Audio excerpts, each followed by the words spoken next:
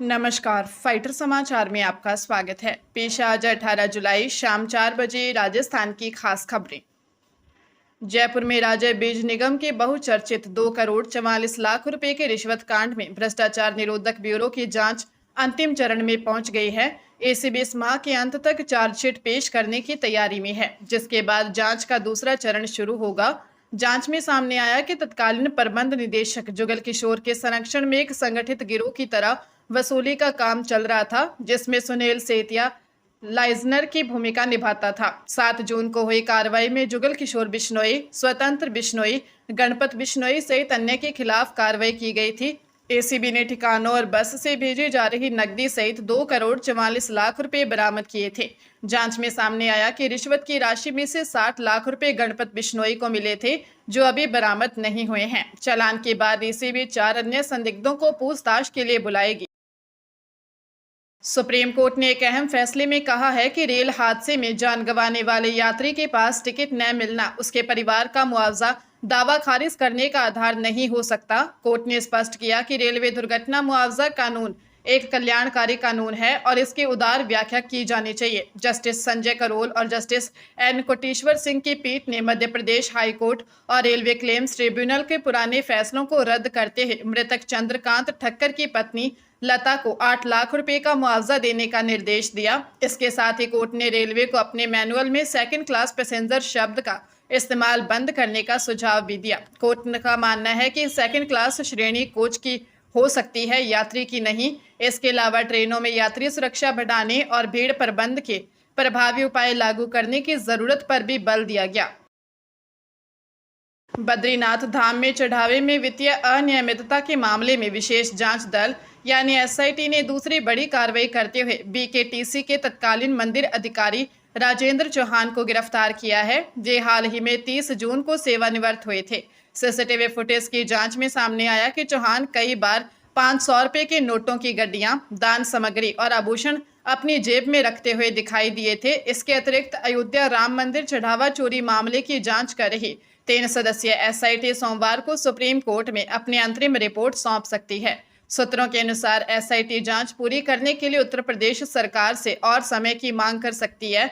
Supreme court द्वारा हाल में मांगी गई स्टेटस रिपोर्ट के क्रम में यह कदम उठाया जा रहा है। मामले में शुरुआती रिपोर्ट के बाद 8 लोगों को गिरफ्तार किया गया था।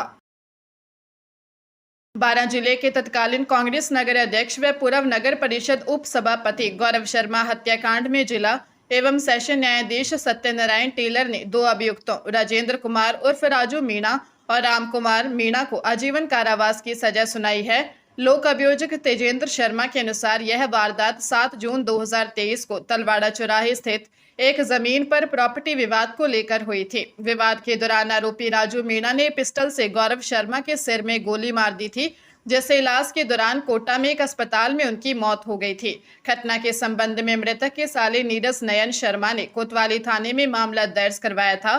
पुलिस ने अनुसंधान पूरा कर अदालत में चालान पेश किया था, जिस पर सुनवाई करते हुए न्यायालय ने अब दोनों आरोपियों को उम्र कैद की सजा दी है।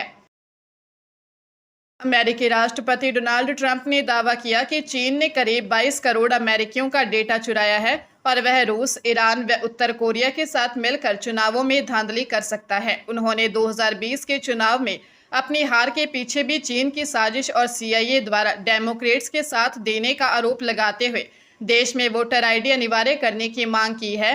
चीन ने इन आरोपों को खारिज किया है। राजनीतिक विश्लेषकों के अनुसार नवंबर में होने वाले मिड टर्म चुनावों में हार के डर और चुनावी प्रक्रिया के संघीय नियंत्रण में लेने के लिए ट्रंप वोटिंग तथा नागरिकता का मुद्दा उठा रहे हैं। दूसरी ओर अमेरिकी सीनेट में रूसी तेल खरीदने पर भारत और चीन सहित 5 देशों पर 100% टैरिफ लगाने का एक बिल पेश किया गया है, जिस पर अगस्त में बहस शुरू हो सकती है।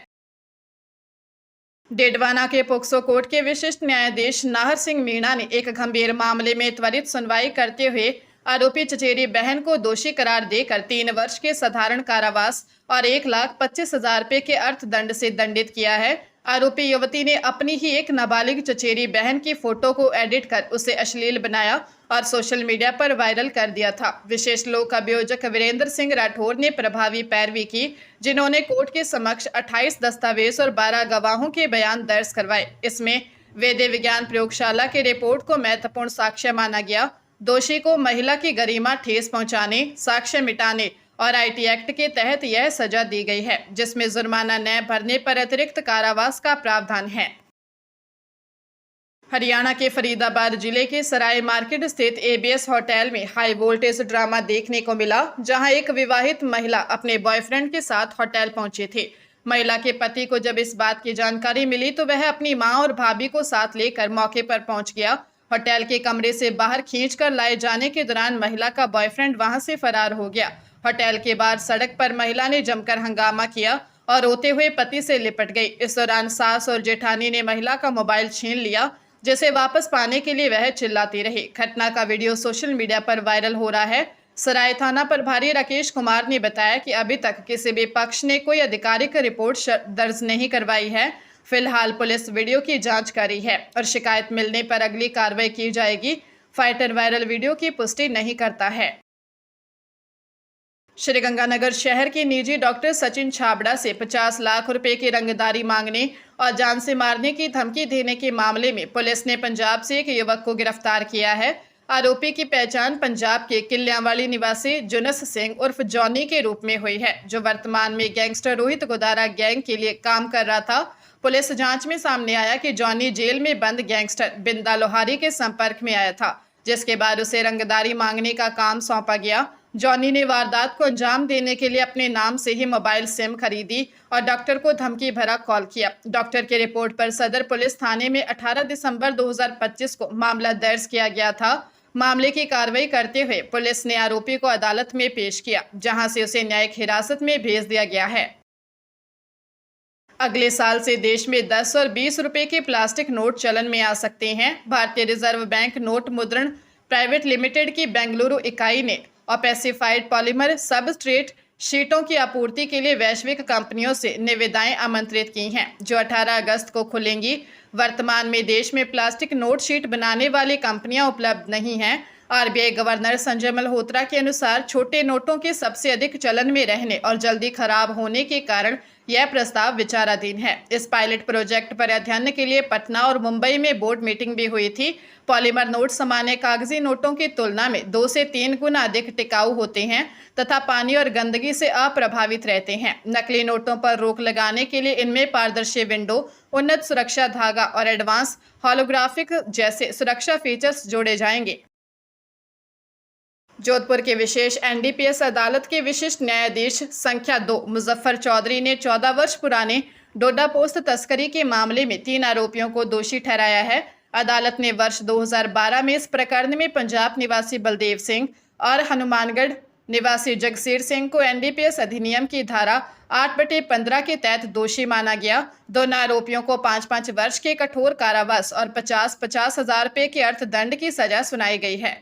अभियोजन पक्ष के अनुसार राजकीय रेलवे पुलिस ने 16 अक्टूबर 2012 को फलौदी रेलवे स्टेशन के प्लेटफॉर्म संख्या 2 पर कार्रवाई की थी। इस दौरान पुलिस ने इन दोनों आरोपियों को गिरफ्तार कर इनके कब्जे से कुल 57 किलोग्राम अवैध डोडा पोस्त बरामद किया था।